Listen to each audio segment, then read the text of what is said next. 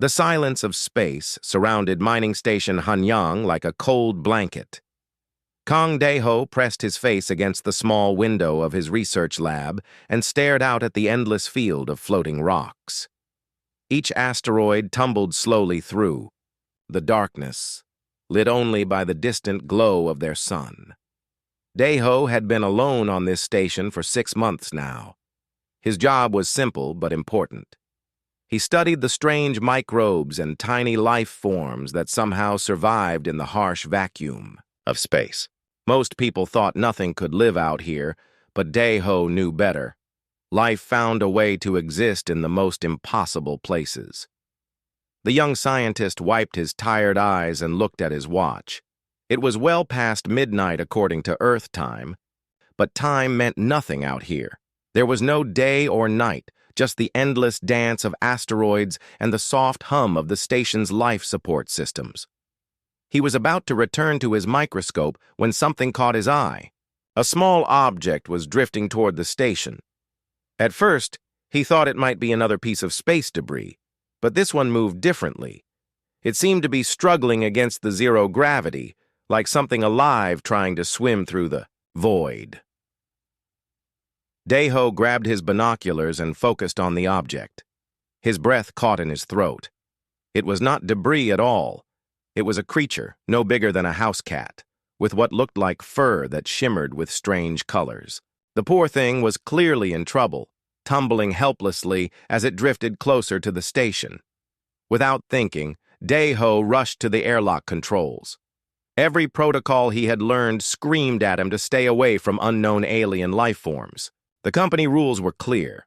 No contact with unidentified species. Report everything to headquarters and wait for instructions.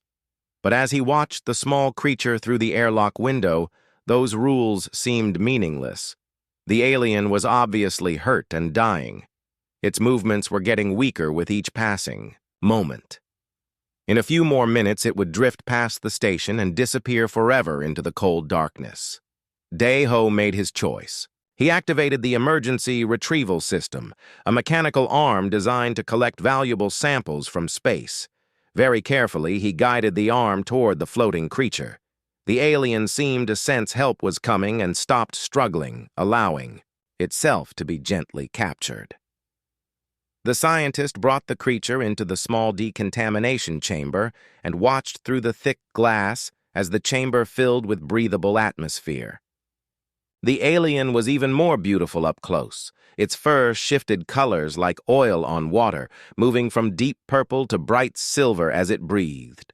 Large, intelligent eyes looked around the chamber with obvious confusion and fear. But the creature was clearly very sick. Its breathing was labored, and dark stains on its fur suggested it was injured. Dae-ho could see that it was extremely thin, probably starving.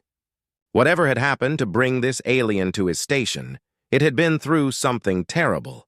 Against every rule in the book, Dae-ho opened the inner door of the decontamination chamber. The creature looked up at him with those large, expressive eyes. There was intelligence there and something else. Gratitude, maybe, or hope. The alien tried to stand but collapsed immediately. It was too weak to move. Dae-ho knelt down slowly, speaking in gentle tones, even though he knew the creature could not understand his words. Very carefully, he reached out his hand. The alien sniffed his fingers with a small cat-like nose. After a moment, it allowed him to gently stroke its strange, color-shifting fur. The texture was softer than anything Dae-ho had ever felt, like touching liquid starlight. Carefully, the scientist lifted the creature and carried it to his living quarters. He made a soft bed using his spare blankets and placed the alien on it. The creature curled up immediately, but its eyes never left his face. It was clearly exhausted, but afraid to sleep. Dae-ho knew the alien needed food, but what did creatures from other worlds eat? He tried offering it some of his emergency food tablets, but the alien just sniffed them and turned away. He tried dried fruits, nuts, even some of his precious chocolate rations. Nothing worked. The creature grew weaker with each passing hour.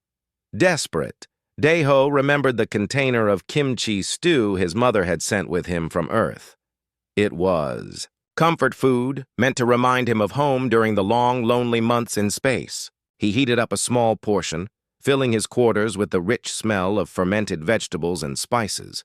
The reaction was immediate. The alien's head shot up, its nostrils flaring as it caught the scent. For the first time since Daeho had found it, the creature seemed truly alert and interested. He offered a spoonful of the stew, and the alien devoured it eagerly. It made small sounds of satisfaction as it ate, sounds that reminded Daeho of a cat purring. The creature ate 3 full bowls before finally seeming satisfied. As the alien's strength returned, it began to explore its surroundings. It moved, with incredible grace, despite its recent weakness. But what amazed Daeho most was how it seemed to understand that he had saved its life.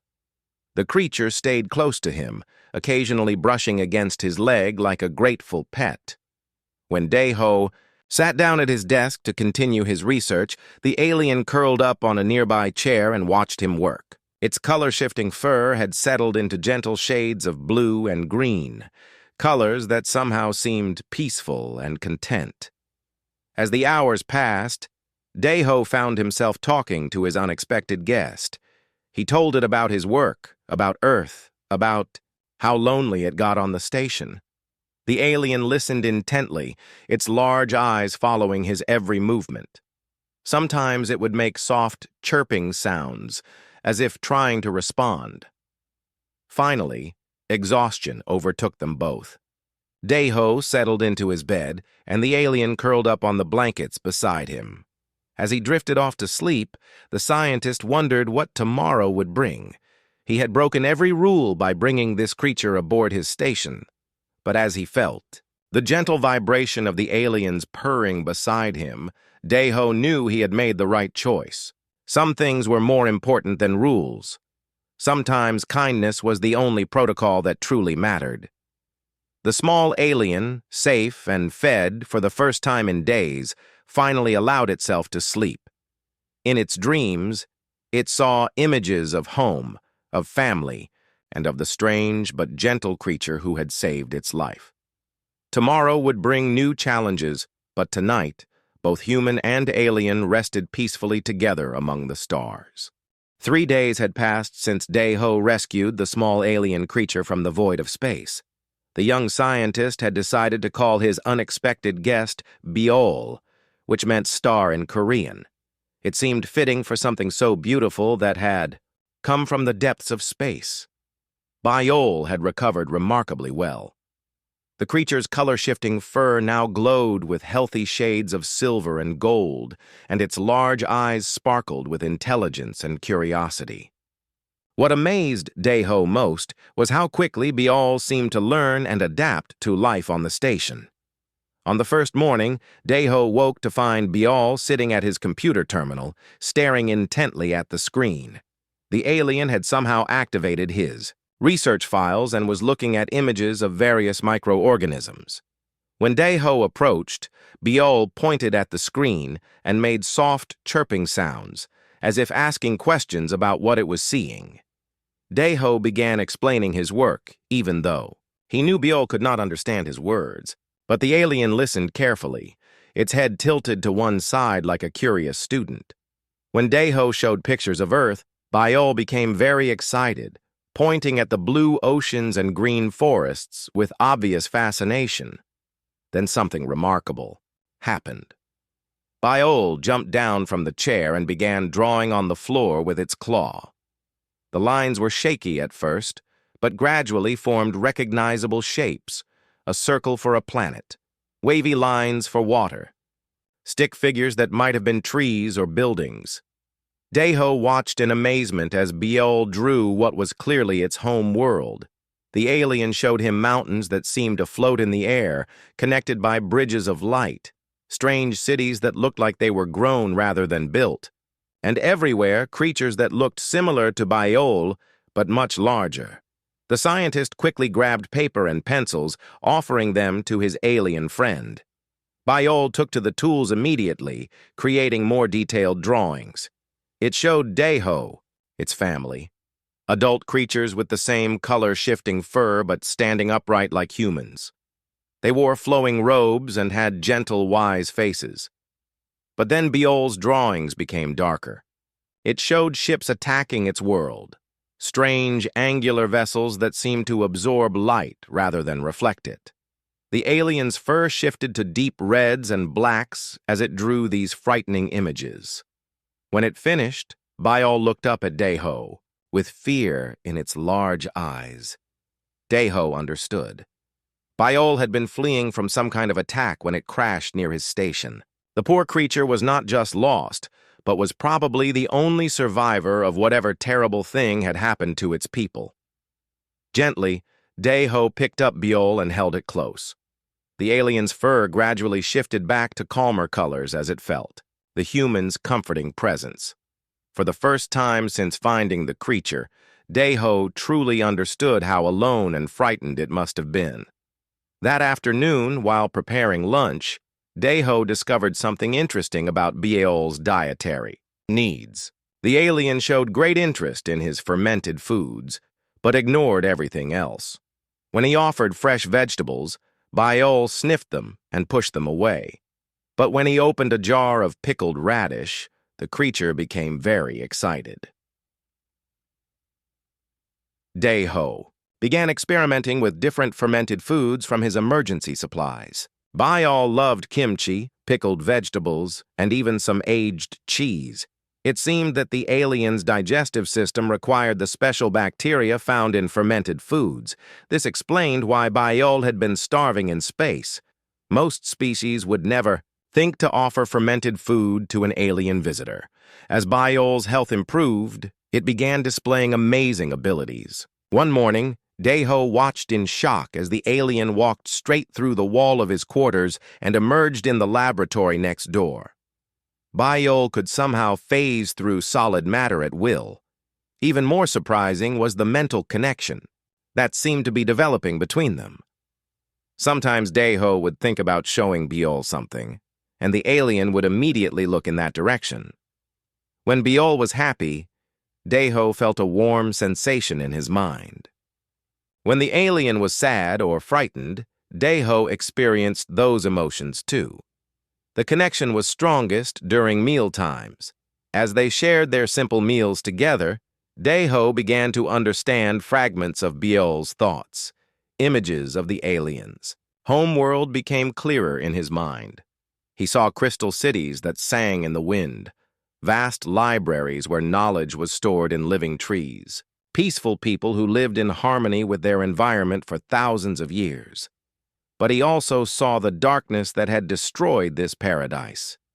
The attackers were called something that translated roughly as void hunters in Deho's mind. They were ancient enemies who consumed the life force of entire worlds, leaving nothing but empty shells behind. Biol showed him how it had escaped in a small emergency pod during the final attack. The little craft had traveled for weeks through space before its engines failed near the asteroid field. The alien had been drifting for days, slowly dying, when Deho found it. On the third evening, something unexpected happened. While Deho was working at his computer, Biol suddenly became very excited. The alien ran to a small device that had fallen from its escape pod when Deho first brought it aboard. The device was no bigger than a coin and had seemed completely dead, but now it was glowing with soft blue light. Biol picked it up carefully and brought it to Deho. Through their mental connection, the scientist understood that this was some kind of emergency beacon. It had finally activated after days of absorbing energy from the station's power systems. Biol pressed a small depression on the device, and it projected a holographic message into the air. The message was in the alien language, but Deho could sense its meaning through his connection with Biol. It was a distress signal, broadcasting their location to any surviving members of Biol's people. The alien looked up at Deho with a mixture of hope and fear in its eyes. Hope that its family might still be alive somewhere among the stars. fear that the Void Hunters might intercept the signal instead. Daeho gently stroked Biol's color-shifting fur, trying to project feelings of comfort and safety through their mental bond. Whatever happened next, he would not abandon this remarkable creature that had brought such wonder into his lonely existence. As the beacon continued to broadcast its signal into the depths of space, both human and alien settled down to wait. Somewhere among the stars, something was listening. The question was whether friend or enemy would answer their call first. The bond between them had grown stronger each day, built on kindness, trust, and the simple act of sharing meals together. Now that bond would be tested as they faced an uncertain future among the stars. 1 week had passed since Biol activated the emergency beacon. Daeho had grown used to the soft blue glow that pulsed from the small device every few seconds.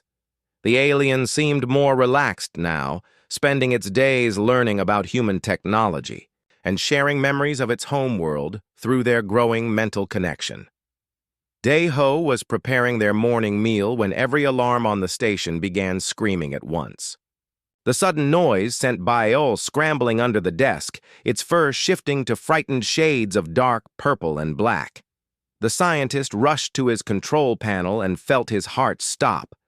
Something massive had just appeared on the edge of his sensor range. The object was huge, easily 10 times larger than his entire mining station, but what terrified him most was how it had arrived. There had been no engine signatures, no heat traces, nothing. One moment, space was empty, and the next moment, this enormous vessel was simply there. Daeho's hands shook as he tried to get a better reading on the approaching ship. The design was unlike anything in human records. It looked organic, like it had been grown rather than built. Smooth curves flowed along its surface, and it seemed to shimmer with the same color-shifting property as Biol's fur. The alien had emerged from under the desk and was now staring at the main screen with intense focus. Suddenly, Biol began making excited chirping sounds, its fur blazing with brilliant golds and silvers. Through their mental link, Daeho felt a surge of pure joy and relief flooding from his small friend. This was not the enemy. This was family. The massive ship approached with impossible grace, moving without any visible means of propulsion. When it reached the station, mechanical arms extended from its hull with fluid precision. But these were not crude, grabbing devices like human technology. They moved like living tentacles, gently embracing the mining station without causing any damage. Daeho's communication system crackled to life. A voice spoke in a language he had never heard before, but somehow the meaning became clear in his mind. Biol was helping him understand, translating through their mental connection. Human vessel, we come seeking our lost child. We detect its life signature aboard your station. You will surrender it immediately. The voice was female, commanding, and carried an undertone of barely controlled fury. Whoever was speaking was clearly someone used to being obeyed without question. Daeho looked down at Biol, who was bouncing with excitement but also seemed nervous. The little alien ran to the airlock door and began scratching at it, obviously eager to reunite with its people. With trembling fingers, Daeho activated his communication system. This is Kong Daeho of Research Station Hanyang. I found your child drifting in space nearly 2 weeks ago. It was injured and starving. I have been caring for it. There was a long silence from the alien ship. When the voice came again, it sounded different. Still commanding, but with a note of uncertainty. You claim to have aided our young one. For what purpose? What do you demand in return? Daeho was confused by the question. I do not want anything in return. Your child needed help, so I helped. That is all. Another silence, even longer this time. Biol was now pressed against the airlock window, making soft crying sounds. The little alien was clearly desperate to see its family again. We are coming aboard your vessel, human. You will remain where you are and make no aggressive moves. Any threat to our young will result in your immediate destruction. Daeho nodded, even though he knew they could not see him. I understand. The airlock is ready for your arrival. As he spoke, part of the alien ship began to change shape. A section of the hull flowed like liquid metal, forming what looked like a docking tube. The tube extended toward the station's airlock, with organic precision, sealing perfectly against the metal walls. Daeho's heart pounded as he watched the airlock indicators change. The outer door was opening. Something was coming through. Baiol was practically vibrating with excitement, its fur cycling through every color imaginable. The inner door slid open, and Daeho's breath caught in his throat. The figure that stepped through the airlock was clearly Baiol's species, but fully grown and magnificent. She stood nearly 7 feet tall, with the same color-shifting fur as Baiol, but in more complex patterns. Her face was elegant and fierce, with large golden eyes that seemed to see everything at once. She wore flowing robes that seemed to be made of liquid starlight. But what struck Daeho most was her presence. She radiated power and authority like a living force of nature. This was clearly someone very important among her people. The moment she entered the room, Baiol launched itself through the air with a joyful cry. The female caught the small alien in her arms, holding it close as tears of relief flowed down her face. She spoke to Baiol in their musical language, and the little alien responded with excited chirps and purrs. After a long moment, the female looked up at Daeho. Her golden eyes studied him with intense scrutiny, as if trying to read his very soul. When she spoke, her voice was much gentler than before. I am Nari of the Kithara, guardian of the 7th Fleet and protector of the young. This child is my offspring, my most precious treasure. The emergency pod's records show it was dying when you found it. Daeho nodded, not trusting his voice. To remain steady, Nari was the most beautiful and terrifying being he had ever encountered. Baiol was very sick, he finally managed. I could not leave it to die in space. Nari's eyes widened slightly. Baiol, you gave our child a name. It means star, Daeho explained, because it came from the stars and brought light to my lonely station. For a moment, something that might have been surprise flickered across Nari's face. She set Baiol down gently, and the little alien immediately ran to Daeho, climbing up to its favorite perch on his shoulder. Nari watched this display with obvious confusion. The child shows affection toward you. This is unusual. Our young do not typically bond with other species. Daeho gently stroked Baiol's fur, feeling the alien's contentment through their mental link. We have been taking care of each other. Baiol taught me many things about your people, and I shared my food and knowledge with it. Your food, Nari repeated slowly. What did you feed our child? Fermented foods mostly. Kimchi, pickled vegetables. Baiol seemed to need the special bacteria in fermented foods to stay healthy. Nari stared at him in shock. You understood our dietary requirements, but how could you know such things? Daeho shrugged. I am a scientist. I observe and learn. Baiol showed me what it needed, and I provided it. For the first time since her arrival, Nari's stern expression softened slightly. She looked at her child, healthy and happy on the human's shoulder, then back at Daeho. Perhaps, she said quietly. We have much to discuss. Nari had been on the station for 3 days now, and the tension in the air was slowly beginning to fade. At first, she had been suspicious of everything Daeho did, watching him like a predator ready to strike. But as she observed the genuine bond between her child and the human, her hostility began to transform into something else. Curiosity. The morning of the 4th day found them all sharing breakfast in Daeho's small dining area. Nari had been amazed to discover that humans also ate fermented foods, though for different reasons than her people. She sat gracefully at the table, her golden eyes studying every detail of how Daeho prepared their meal. Biol sat between them, acting as a bridge between two very different worlds. The little alien would chirp at its mother in the Cathara language, then turn to Day-Ho and project images through their mental connection. It was clear that Biol wanted both adults to become friends. "Your kimchi is quite remarkable," Nari said, tasting the spicy fermented cabbage with obvious appreciation. "The bacterial cultures are surprisingly complex. On our world, we cultivate similar organisms, but yours have a unique flavor profile." Day-Ho smiled, pleased that she enjoyed his cooking. "My mother taught me the recipe. She said good kimchi takes patience and love to make properly." "Your mother," Nari repeated thoughtfully. "Tell me about your family customs. Among the Kithara, knowledge is passed from generation to generation through direct mental transfer. But you must learn through words and actions." "Yes," Day-Ho nodded. "It takes us longer to learn things, but we also develop our own ways of understanding. Sometimes a student discovers something the teacher never knew." This concept seemed to fascinate Nari.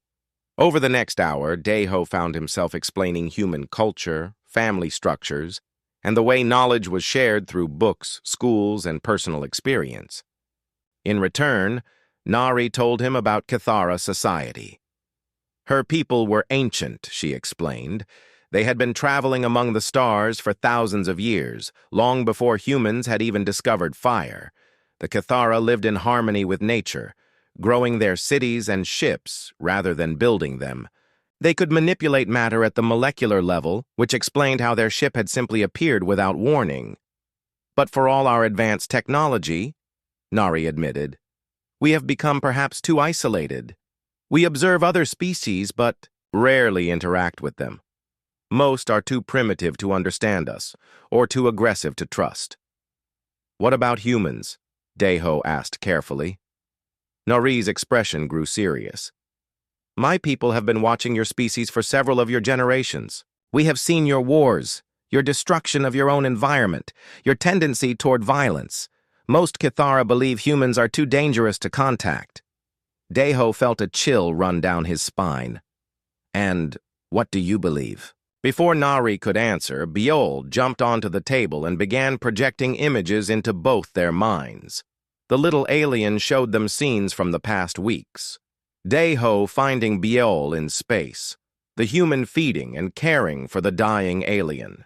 The gentle way Day-Ho had nursed Biol back to health, asking for nothing in return. "Biol makes a compelling argument," Nari said softly. "I have never seen our young bond so strongly with another species. The mental connection you share should be impossible. Yet I can sense it myself when I am near you both." She paused, seeming to struggle with her next words. "There is something else you should know, Day-Ho. The reason I came personally to retrieve my child, rather than sending subordinates. Biol is not just any young Kithara. Among our people, some are born with special gifts. Biol is what we call a bridge walker, one who can connect minds across species barriers." Day-Ho looked down at the little alien, who was now purring contentedly as it finished its breakfast. "Is that why we can communicate so easily?" "Partly," Nari nodded, "but bridgewalkers can only connect with minds that are open and accepting. Your compassionate nature made the bond possible. A violent or closed mind would have rejected the connection entirely. This revelation led to deeper conversations about consciousness, empathy, and the nature of intelligence itself." Day-Ho shared his research on extremophile organisms, the tiny life forms that survived in impossible conditions. Nari was fascinated by his methodical approach to understanding life in all its forms. "You seek knowledge for its own sake," she observed. "Not for power or advantage, but simply to understand. This is rare among younger species." "Knowledge belongs to everyone," Day-Ho replied. "The more we understand about life in the universe, the better we can protect and nurture it." Nari studied him with those piercing golden eyes. You speak of protecting life on a cosmic scale, yet your own species struggles to protect life on your single world. Humans are still learning, Deho admitted. We make mistakes, sometimes terrible ones. But we also have the capacity to grow, to change, to become better than we were. Over the following days, Nari seemed to test this claim. She asked difficult questions about human history, about war and environmental destruction, about the darker aspects of human nature. Deho answered honestly, not trying to hide humanity's flaws, but explaining the context and the progress being made. What seemed to impress Nari most was his willingness to acknowledge human weaknesses while still believing in human potential for growth.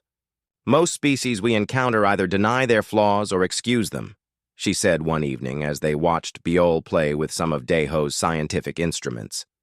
You do neither. You accept responsibility while working to improve.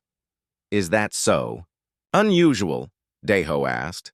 Very unusual, Nari replied. Even my own people, for all our wisdom, can be proud and inflexible.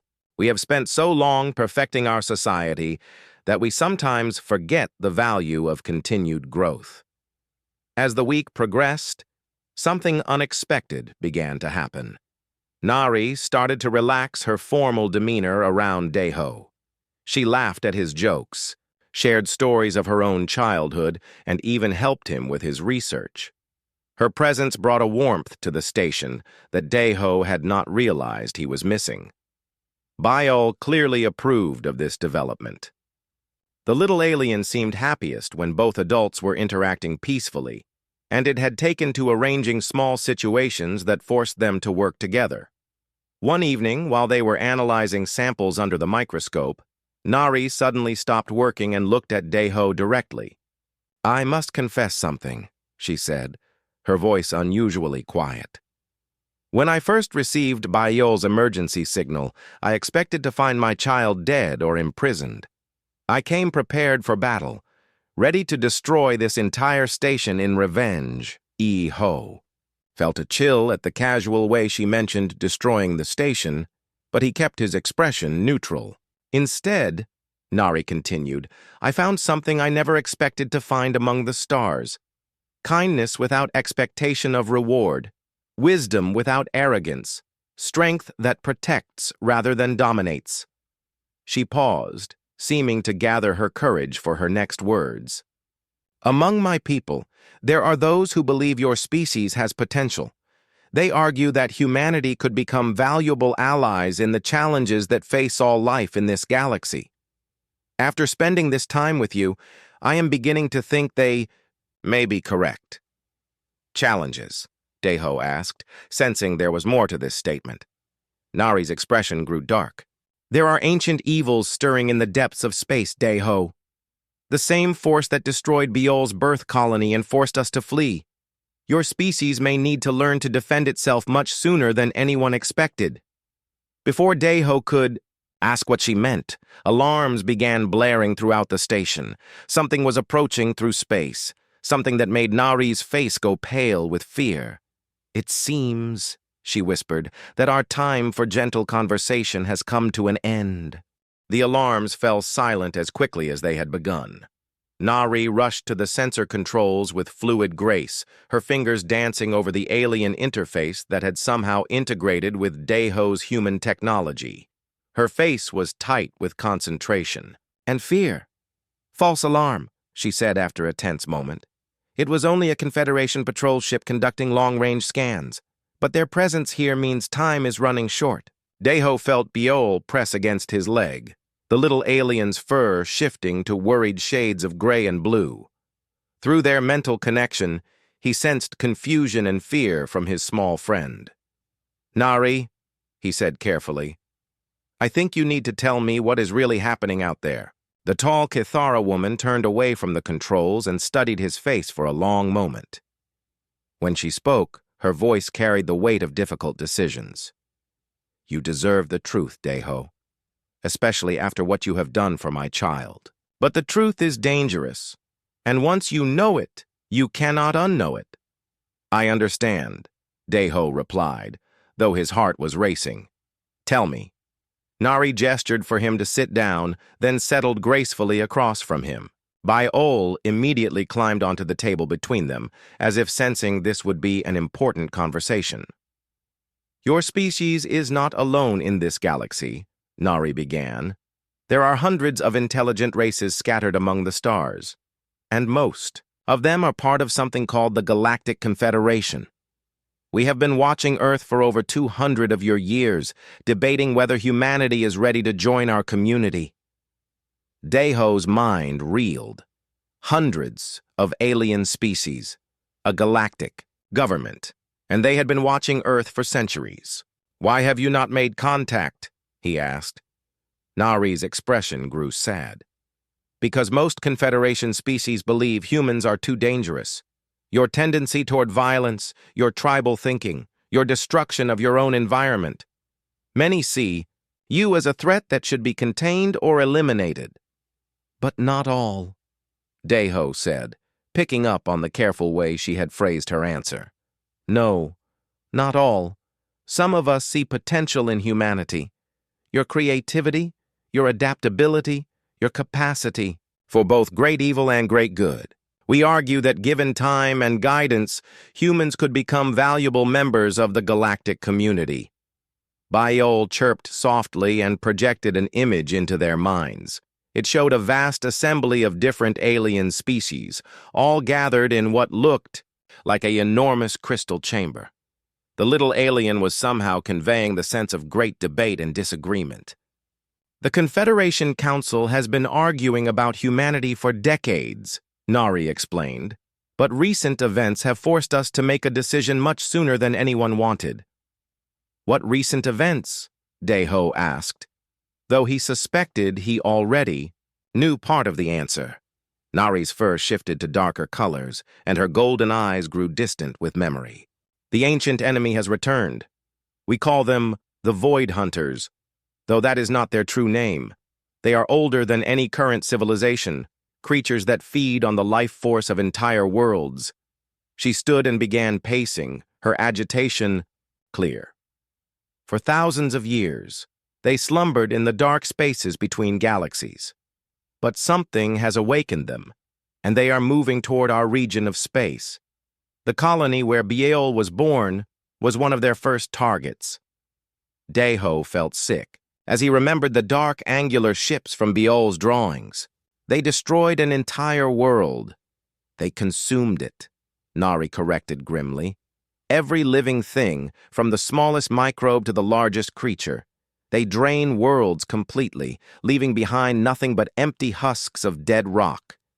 The implications hit Daeho like a physical blow. They are coming toward human space.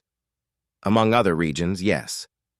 The Confederation must decide quickly whether to defend your species or evacuate the sector and abandon Earth to its fate. Daeho stood up abruptly, anger flaring in his chest. And my species has no say in this decision. You decide our fate, without even telling us the danger exists. Nari stopped pacing and looked at him with something that might have been respect. You are angry. Good. A species that will not fight for its own survival is not worth saving. But humans will fight, Daeho said firmly. We have always fought against impossible odds. We survived ice ages, plagues, wars, natural disasters. We do not give up easily. I know, Nari said softly. I have seen that determination in you these past days. The way you refused to abandon Biol even when helping meant breaking your own laws. The way you accepted responsibility for another species without expecting anything in return. She moved closer to him, her golden eyes intense. But individual, courage is not enough against the Void Hunters. They have consumed civilizations far more advanced than humanity. The only hope is unity, cooperation between all the free species of the galaxy. Then why not give us that chance? Daeho demanded. Why not tell humanity the truth and let us choose our own path? Nari was quiet for a long moment. When she spoke, her voice was barely above a whisper. Because I am not just any Kithara. Daeho, I am a guardian of the 7th Fleet, and I hold one of the deciding votes in the Confederation Council. My people respect my judgment, and my voice could tip the balance toward accepting humanity into our alliance." The weight of this revelation settled over them like a heavy blanket. The fate of humanity might rest on the opinion of this single, alien woman. "But the decision is not mine alone to make," Nari continued. "The Cathara value wisdom above all else, and wisdom requires understanding. I have learned much about your species through you, but one human cannot represent all of humanity." Biol suddenly became very excited, chirping loudly and projecting images rapidly into their minds. The little alien showed them scenes of Deho teaching, sharing knowledge, helping others. But mixed with these memories were new images that seemed to come from Biol's imagination. Deho standing before a vast assembly of aliens, speaking on behalf of all humanity. "Biol has an interesting suggestion," Nari said with a slight smile. "Bridgewalkers sometimes see possibilities that others miss." "What kind of possibilities?" Deho asked. Nari moved to the window and stared out at the stars. "The Confederation Council is meeting in 1 week to make the final decision about humanity. Tradition requires that a species be represented when their fate is discussed." She turned back to face him, her expression serious but hopeful. "I could bring you to the Council, Deho. You could speak for your species, show them what I have seen in you. It would be dangerous, and there would be no guarantee of success, but it would give humanity a voice in its own destiny." Deho felt the enormity of what she was proposing.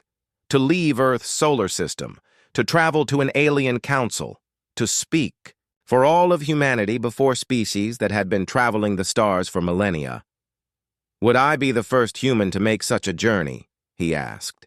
"You would be the first to do so knowingly and willingly," Nari replied cryptically. Before Deho could ask what she meant by that, another alarm began sounding. But this time it was different, urgent in a way that made Biol's fur shift to bright red. Nari spun toward the sensors, her face going pale. "That is not a false alarm," she whispered. "Void Hunter scouts have been detected at the edge of your solar system. The invasion has begun." She turned to Deho with desperate urgency in her golden eyes.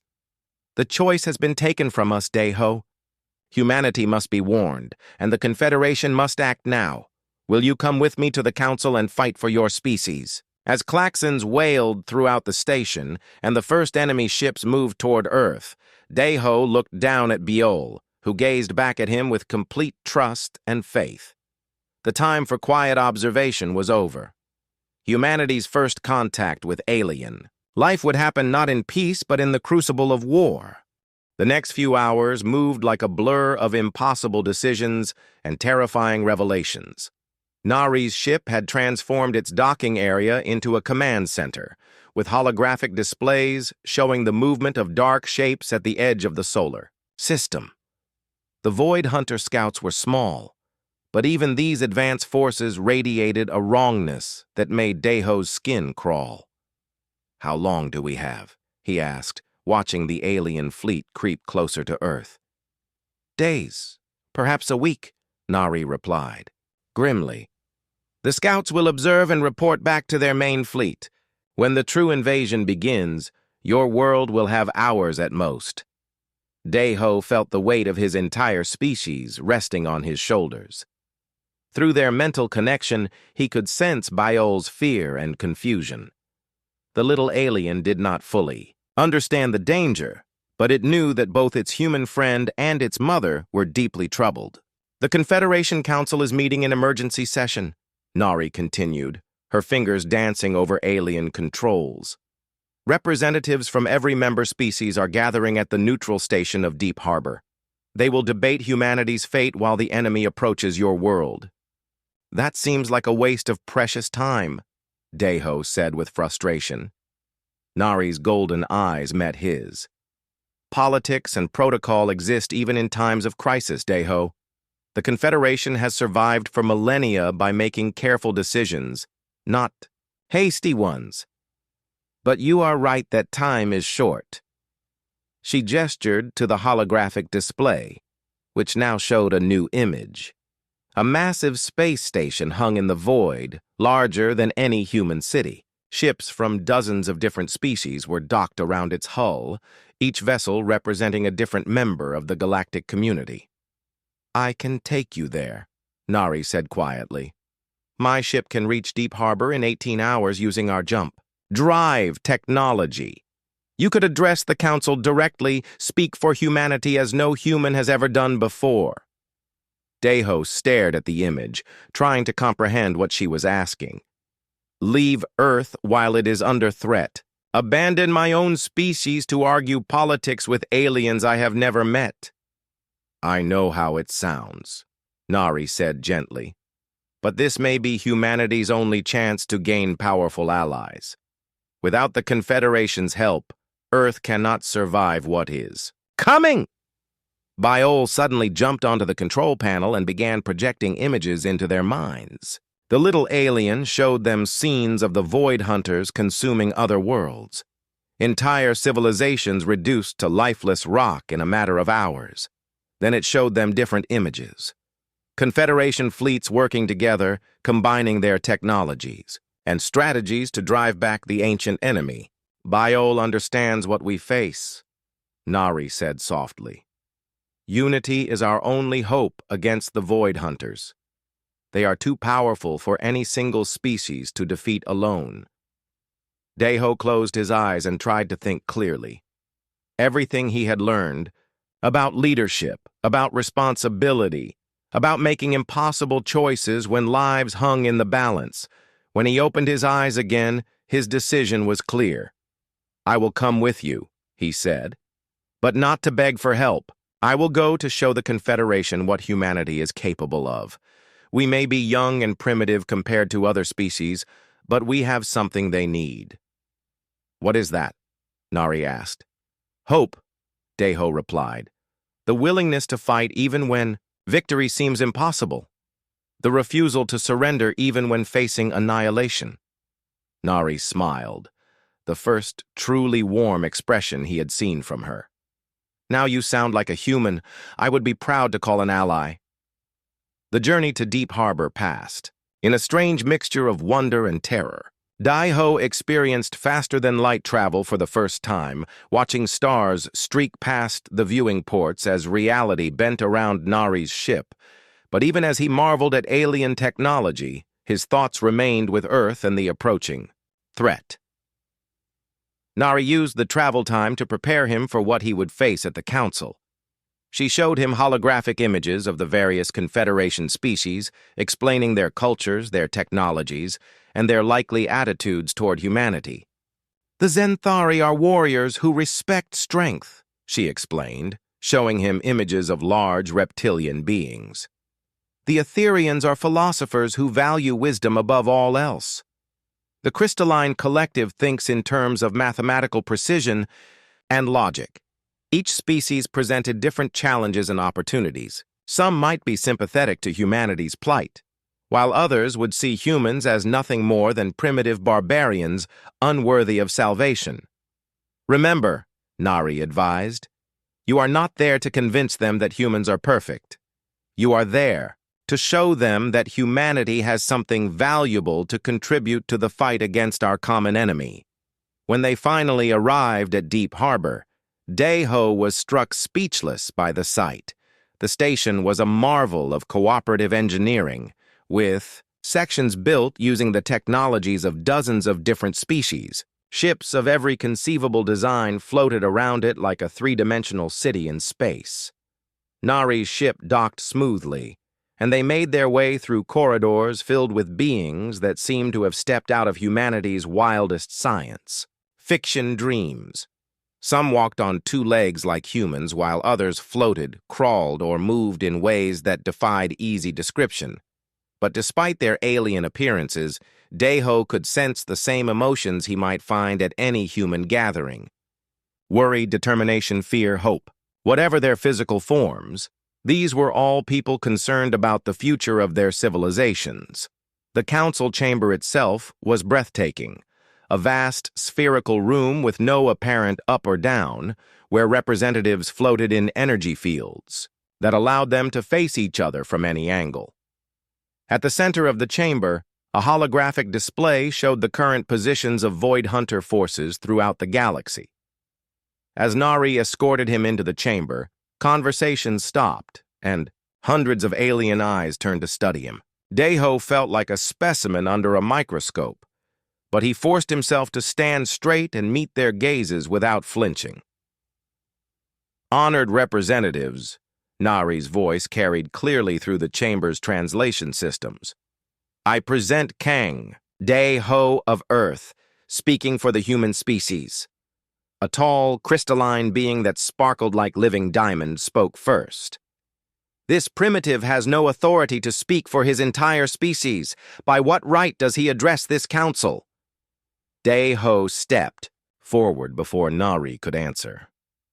I speak not by right of authority, but by right of experience. I have lived among my people. I understand their nature, and I have been chosen by those who have observed us longest. He gestured toward Nari. But more importantly, I speak because my species is facing extinction, and we deserve the chance to face that threat with knowledge rather than ignorance. A reptilian Zenthari warrior leaned forward. Your species wages war against its own kind. Why should we trust such violent beings? Because, Deho replied, we also know how to unite against common threats. Humans have repeatedly put aside their differences to face greater dangers. We will do so again. For the next several hours, the debate raged back and forth. Some representatives argued that humanity was too primitive and violent to be trusted. Others claimed that the resources needed to defend Earth could be better used elsewhere. But gradually, as Deho answered their questions and challenges with honesty and determination, the tone began to shift. He spoke of human creativity, of their ability to find solutions to impossible problems, of their refusal to surrender in the face of overwhelming odds. Finally, the moment came for the vote. Each species would decide whether to offer humanity membership in the Confederation and protection against the Void Hunters. Nari was the last to vote, as was traditional for the species that had brought the matter before the council. She stood, gracefully, her golden eyes meeting Deho's across the chamber. The Cathara have observed humanity for 2 centuries, she said clearly. We have seen their capacity for both creation and destruction, for both hatred and love. But in recent days, I have witnessed something that changed my understanding completely. She gestured toward where Biol sat quietly beside Deho. This human risked everything to save a single alien child, asking nothing in return. He showed kindness to a being he had never seen before, from a species he did not know existed. If humanity can produce individuals capable of such selfless compassion, then they deserve our protection and our welcome. The Cathara vote to accept humanity into the Confederation. The final tally was closer than Deho had hoped, but it was enough. By a margin of 3 votes, humanity had been granted membership in the galactic community. As celebration erupted around him, Deho felt Biol climb onto his shoulder. The little alien projected feelings of joy and pride through their mental connection. Nari approached, her formal demeanor replaced by something warmer. Congratulations, Ambassador Deho, she said with a smile. Your first official duty will be to help coordinate Earth's defense against the coming invasion. Deho looked around at the alien beings who were now officially his allies. Representatives of dozens of species, each bringing their own technologies and strategies to the fight ahead. We will need to move quickly, he said. How long before Confederation fleets can reach Earth? They are already on their way, Nari replied. The moment the vote passed, our ships began jumping toward your solar system. The Void Hunters will find Earth defended by the combined might of the Confederation.